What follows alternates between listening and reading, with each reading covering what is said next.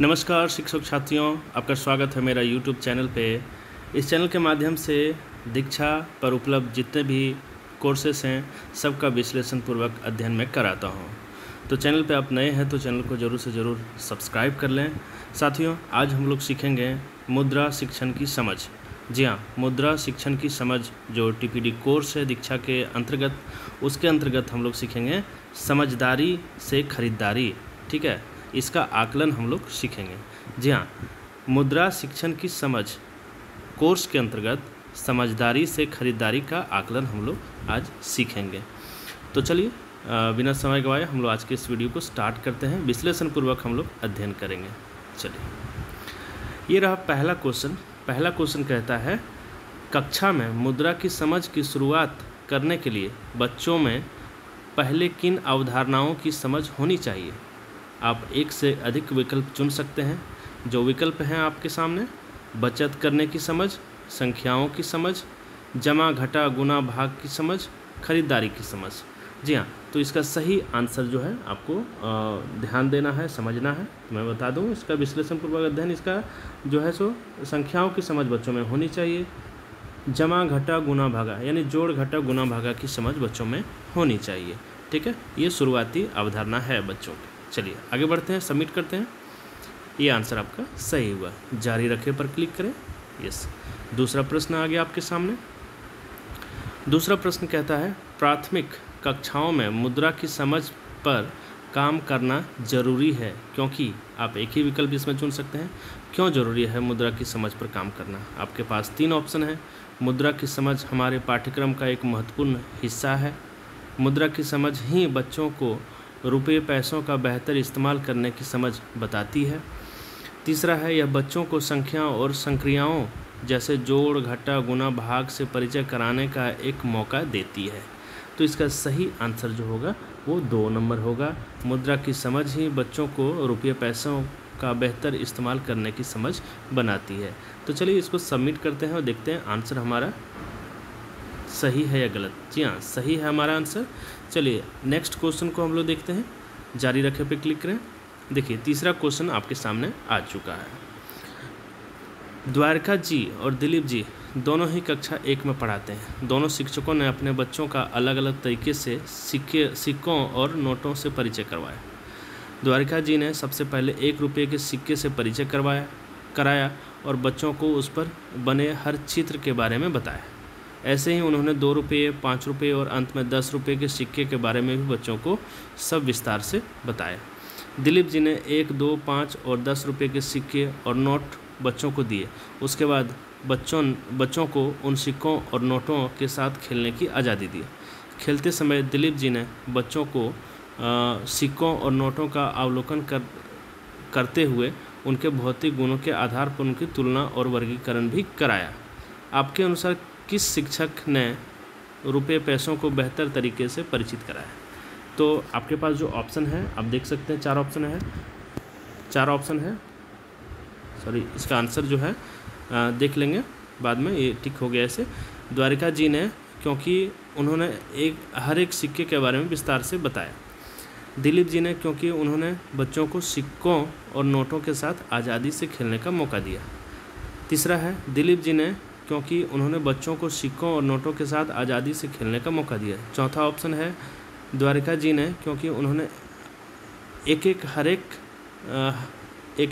हर सिक्के के बारे में बताया। सभी सिक्कों को साथ देकर उन्हें बच्चों पर बोझ नहीं डाला।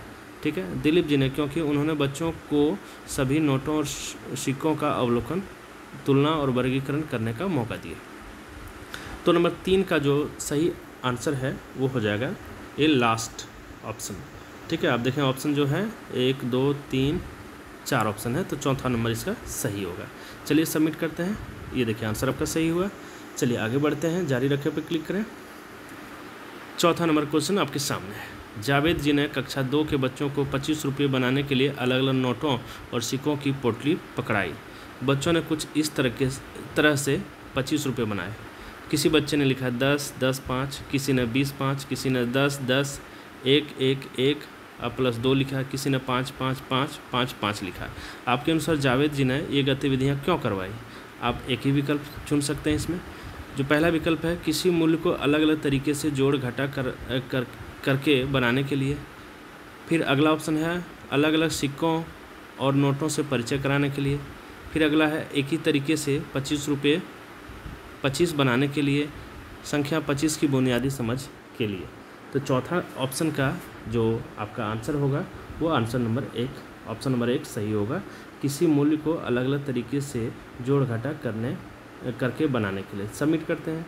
आंसर आपका सही हुआ। जारी रखे पे आप क्लिक करें, अगला क्वेश्चन आ जाएगा। ये रहा आपका 5वां क्वेश्चन। नायक कक्षा 3 में पढ़ाता है। उसने दुकान से कुछ सामान खरीदा और हिसाब को कॉपी में कुछ इस तरह लिखा। कुल रुपये 15, पेंसिल 2, टॉफ़ी 5, गेंद 5। ठीक है, तो यहाँ देखें बगल में आप देख रहे हैं कि 15 माइनस 12 है। कुल खर्चा 12 रुपये किया, अब बचे हैं 3 रुपये। आप उसकी समझ के बारे में क्या कह सकते हैं? एक से अधिक विकल्प चुन सकते हैं। जो विकल्प है आप समझ लें। नायक खरीदारी से पहले बजट बनाता है। नायक लेन देन में जमा घटा का इस्तेमाल कर पाता है। नायक अपने खर्चे का रिकॉर्ड रखता है। नायक बिल बनाना जानता है। तो नंबर 5 का जो है सही आंसर हो जाएगा नंबर 2 और नंबर 3 ऑप्शन। नंबर 2 और नंबर 3 ऑप्शन को आप टिक करेंगे और सबमिट करेंगे। ये रहा आपका सही आंसर। चलिए जारी रखे पे क्लिक करेंगे तो अगला क्वेश्चन हाजिर हो जाएगा। ये रहा आपका अगला क्वेश्चन। 6ठा नंबर क्वेश्चन। तरुण कक्षा 3 में पढ़ाता है। एक दिन उसने अपनी नानी की गुल्लक फोड़ दी। उसमें से 10 पैसे, 25 पैसे और 50 पैसे और 1 रुपये के कई सिक्के निकले। उसने तुरंत पैसों को जोड़ना शुरू किया, पर उसे पैसों और रुपयों को जोड़ना और कुल कितने बनेंगे ये समझ नहीं आ रहा था।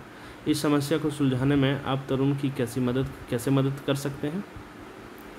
एक ही विकल्प चुन सकते हैं। जो ऑप्शन है आपके सामने। तरुण को बता सकते हैं कि पैसों का उपयोग अब नहीं होता है, इसलिए इनके बारे में समझाना जरूरी नहीं है। नंबर 2 है तरुण को रुपयों और पैसों के संबंध को समझाने के लिए कुछ गतिविधियां कराई जा सकती है। नंबर 3 है तरुण के आगे रुपये पैसों से संबंधित ऐसी समस्या बार बार नहीं आएगी, इसलिए उसे सिर्फ उत्तर बताया जा सकता है। तरुण को असली में पैसों की मदद से चीज़ों को खरीदने का मौका दिया जा सकता है। तो नंबर 6 का जो है सही आंसर वो 2 होगा।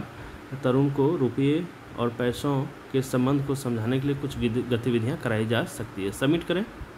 ये सही आंसर आपका। जारी पर क्लिक करें। 7 नंबर क्वेश्चन आपके सामने। कक्षा 3 की कविता जी ने अपनी कक्षा के बच्चों को कुछ बिल देकर उनकी जांच करने को बोला। आपको क्या लगता है बच्चों को बिल की जांच करवाना क्यों ज़रूरी है? आप एक से अधिक विकल्प चुन सकते हैं। रुपये और पैसों के बीच संबंध समझने के लिए, बिल पर लिखे कुल मूल्य को खरीदे गए सामान के आधार पर जांच पाने के लिए, संक्रियाओं जैसे जोड़ घटा गुना भाग का इस्तेमाल करके। तो इसका सही आंसर जो है नंबर 2 और नंबर 3 ऑप्शन सही होगा। सबमिट करें, जारी रखें, अगला क्वेश्चन हाजिर है। अगला क्वेश्चन कहता है प्रफुल्ल जी ने कक्षा 3 में बच्चों को कुछ रसीद और बिल दिखाने के बाद उन्होंने बच्चों को कॉपी में 2 टेबल बनवाई, जिसमें उन्हें एक टेबल में लिखी सभी जानकारी की सूचना बनानी थी और दूसरे टेबल में रसीद से मिली जानकारी की। आपको क्या लगता है रसीद और बिल इस तरह से काम कराने से बच्चे क्या सीख पाएंगे? आप एक से अधिक विकल्प चुन सकते हैं। जो ऑप्शन है आप देख लें। बच्चे समझ पाएंगे कि बिल दुकानदार और ख़रीदार के बीच एक सबूत होता है। बच्चे समझ पाएंगे कि बिल पर ख़रीदारी की सभी जानकारी शामिल होती है, जबकि रसीद में ऐसा नहीं होता। बच्चे समझ पाएंगे कि रसीद की तुलना में बिल लेना क्यों बेहतर होता है। बच्चे समझ पाएंगे कि दुकान का नाम और तिथि बिल पर अनिवार्य पहलू नहीं है। तो 8 नंबर का सही ऑप्शन हो जाएगा नंबर 1, नंबर 2 और नंबर 3। सबमिट करें। ये रहे आपका सही आंसर। जारी रखें पर क्लिक करें। 9वां नंबर क्वेश्चन आपके समक्ष है। अलका जी ने कक्षा 5वीं में बच्चों को बाज़ार में मिलने वाले ऑफ़र से जुड़े कई सवाल हल करने को दिए। जैसे 100 ग्राम की चॉकलेट 35 रुपये 50 पैसे की है, वहीं एक 50 ग्राम की चॉकलेट 20 रुपये की है, तो वे कौन सी चॉकलेट खरीदेंगे और क्यों? आपको क्या लगता है अलका जी का इन सवालों को हल करने का क्या उद्देश्य होगा? आप एक से अधिक विकल्प चुन सकते हैं। बच्चों में ग्राम की समझ विकसित करना, बच्चों को ऐसी परिस्थिति देना जहां वे किसी फैसले को लेने के तर्क को बता पाएँ, बच्चों को मौका देना कि किसी ऑफर में चीज़ों के अलग अलग पहलुओं की तुलना कर पाएँ, बच्चों को अनुपात से परिचित करा। तो नंबर 9 का सही ऑप्शन हो जाएगा नंबर 2 और नंबर 3। जी हाँ, सबमिट करें, सही आंसर हुआ। और अगला क्वेश्चन जो कि अंतिम क्वेश्चन है, रानी कक्षा 5 में पढ़ती हैं, उसको उसकी मम्मी ने 100 रुपये देकर बाज़ार से आटा लाने को कहा। वह और उसकी दीदी साथ में बाज़ार गए, लेकिन रास्ते में उन्हें एक खिलौना गाड़ी पसंद आने की वजह से वे आटे की जगह गाड़ी खरीद लाए। उसी समय मम्मी के पास और रुपये न होने की वजह से रानी और उसके परिवार को केवल सब्जी खाकर ही अपना पेट भरना पड़ा। अभी रानी और उसकी दीदी मुद्रा सीखने सिखाने के किस जरूरी पहलू की तरफ ध्यान नहीं दे रही है? ठीक है, आप एक ही विकल्प चुन सकते हैं। वे खिलौना गाड़ी और आटे के बीच रुपये को नहीं बांट पा रहे हैं, वे अभी पैसों का लेन देन करना नहीं जानते हैं, वे खिलौना गाड़ी की जगह आटे को खरीदने की ज़रूरत को नहीं समझ पा रहे हैं। ठीक है, तो इसका सही आंसर हो जाएगा नंबर 3। इसको सबमिट करते हैं, ये रहा आपका सही आंसर। तो साथियों, ये मुद्रा शिक्षण की समझ के अंतर्गत आज हम लोग समझदारी से खरीदारी का आकलन किए। ये वीडियो आपको कैसा लगा आप ज़रूर से ज़रूर बताएं। चैनल को ज़रूर से ज़रूर सब्सक्राइब करें और कमेंट बॉक्स में ज़रूर से ज़रूर लिखें। ठीक है, so thanks for watching, wait for the next video.